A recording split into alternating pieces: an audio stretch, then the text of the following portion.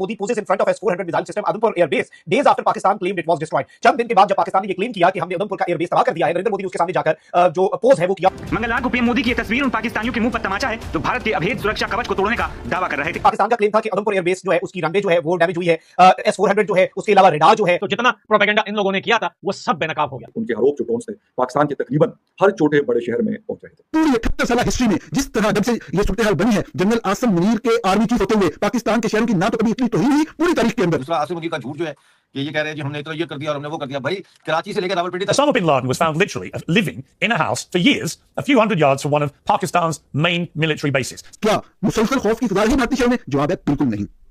ये फैक्ट पता होना चाहिए आपको। पूरे पाकिस्तान का के अंदर जो सूरत हाल थी ये मेरा असल मौजूद है। और पाकिस्तान के अंदर सिर्फ टेरर के बेस कैंप नहीं तबाह हुए बल्कि उनकी जो हिम्मत है, उनका जो साहस है। मैं सिर्फ आपको ये एक फैक्ट रिपोर्ट करना चाहता हूं। अब ये गद्दार क्यों ना गद्दार करें यार। और S-400 missile defence system Narendra Modi जो है उसके पीछे दिखाया गया।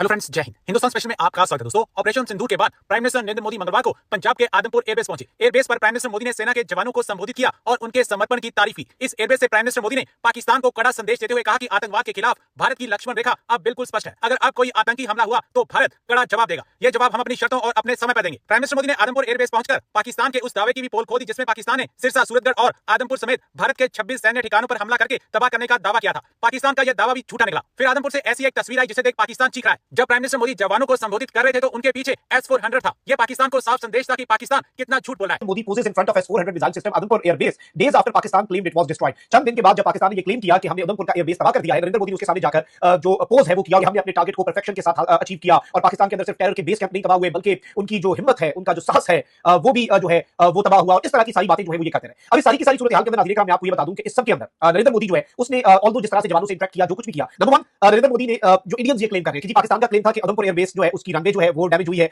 S-400 जो है उसके अलावा रेडार जो है, मिसाइल जो है और जो मुख्तलिफ चीजें हैं वो इस वक्त तबाह हुई है। उससे क्या नुकसान हुआ ये भी तो देखना है ना। तो जो दूसरी तरफ से हमने किए गए उसके नुकसान की तफसील है, उसका एविडेंस है, वो भी हम बात करते हैं। तो मेरा जो मौजूद था कंपैरिजन का उसके ऊपर हम बात शुरू करते हैं कि पाकिस्तान के जो जितने भी शहर थे, खुसूसन जो सुबह पंजाब और सिंध के शहर थे, 7 तारीख से इन हमलों के बाद से मुसलसल खौफ की फिजा रही। पाकिस्तान के तमाम शहरों में, छोटे बड़े शहरों में भारतीय ड्रोन सैकड़ों की तादाद में जो आए और वो अपना काम करते रहे। और इन ड्रोन के हमलों ने जहां जहां चाहा वहां पहुंच इख्तियार की, चाहे वो रावलपिंडी का स्टेडियम हो, चाहे वो अटक के अंदर हमारी फौज ने कहा था कि हम जब करेंगे तो दुनिया देखेगी और दुनिया ने देखा, सबको दिखाई, दिन की रोशनी में दिखाया। शाहिद को ना ज्योग्राफी पता है ना हिस्ट्री पता है।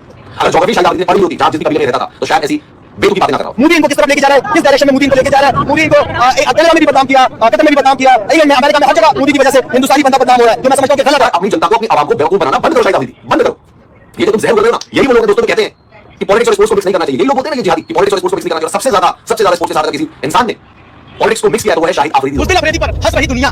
पाकिस्तान को भारत ने इतना ठोका कि उनकी रूह कांप गई, चित्थे उड़ गए। खूंखार आतंकी से लेकर मुनीर के खास जवान भी अल्लाह के प्यारे हो गए। हमारे जो अमर साहब निकले वो इसलिए निकले कि हम अमन के लिए निकले, अमन पसंद लोग हैं। हमारा दीन हमें अमन सिखाता है, हमारा मुल्क, हमारे हम जो दहशतगर्दी के जमात पर है सबूतों के हमको लगाते हैं। हम तो कितने ऐसे दहशतगर्दी के कुछ शिकार हैं। वाहिद कौन है पाकिस्तानी जो हार में कभी सेलिब्रेट करते हैं? ये बेवकूफ बनाते हैं अपनी जनता को। ये हार जाते हैं लेकिन सेलिब्रेट करना शुरू कर देते हैं। पहली ऐसी कौन देख रहा हूं जो हार को सेलिब्रेट करती है वो है पाकिस्तान। भारत के दरमियान टेंशन बनी हुई है और भारत के खिलाड़ी भी इस सिलसिले में मैदान में आ चुके हैं और उनका मुतालबा है कि पाकिस्तान के साथ किसी भी सतह पर क्रिकेट ना खेली जाए। आप बतौर कप्तान, बतौर खिलाड़ी क्या समझते हैं कि ये खेलों में सियासत होनी चाहिए? इंसान जो है कोशिश करते रहता है, जब खेलते रहेंगे तो कुछ ना कुछ सीखते रहेंगे, करते रहेंगे। मैं सिर्फ एक ही चीज है कि या तो विन हो या तो लर्न। ऐसा लगता नहीं है कि इतनी जल्दी सब कुछ जो है वो ठीक हो पाएगा। माइक पे बैठकर जिसमें हेलमेट नहीं पहना हुआ इसने, उसमें बैठकर के विजय जुलूस निकाल रहा है, विक्ट्री परेड निकाल रहा है, फौजियों की इसने एक जर्सी पहनी हुई है 150 रुपए की, उसमें पहनकर ये जो है लोगों को भड़का रहा है और कह रहा है कि हमने जंग जीत ली, हमने जंग जीत ली।